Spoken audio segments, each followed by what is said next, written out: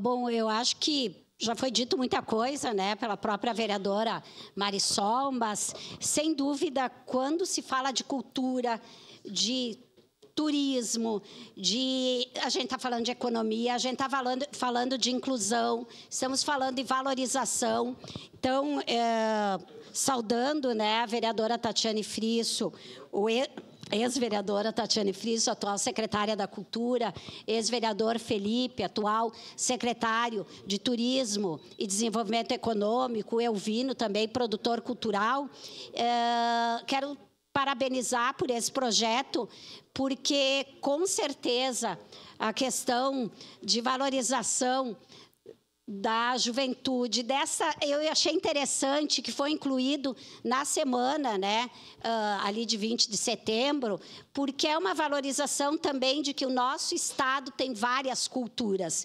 Então, isso é bem significativo. Nós sabemos que a questão do farrapo é uma coisa específica, mas valorizar outras culturas na nossa cidade, que tem muitos CTGs, que tem muita tradição italiana, valorizar estas culturas, principalmente das periferias, é incluir na cidade. Isso é inclusão também. Nós estamos nesse processo da lei Aldir Blanc, e ontem eu conversei também com a secretária Tatiane Frisso, o quanto é importante, a gente dizia uma vez, né, nós temos que levar a cultura para os diversos espaços. Não, os diversos espaços da periferia urbana, ela tem cultura. Nós precisamos mostrar essa cultura, trazer essa cultura para a cidade também. Então, ao fazer isso, eu acho que é um pouco também disso que se está fazendo. Além de valorizar esses grupos, esse festival, além de tudo, de valorizar a cultura, de valorizar o turismo, com certeza isso traz.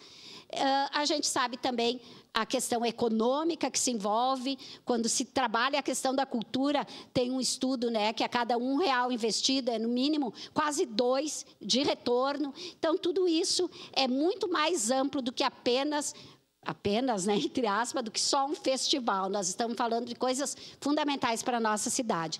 Então, parabéns pela proposição. Secretário Felipe, com certeza será aprovado por unanimidade nessa casa. Obrigada. Obrigado, vereadora Rose. Encerrado.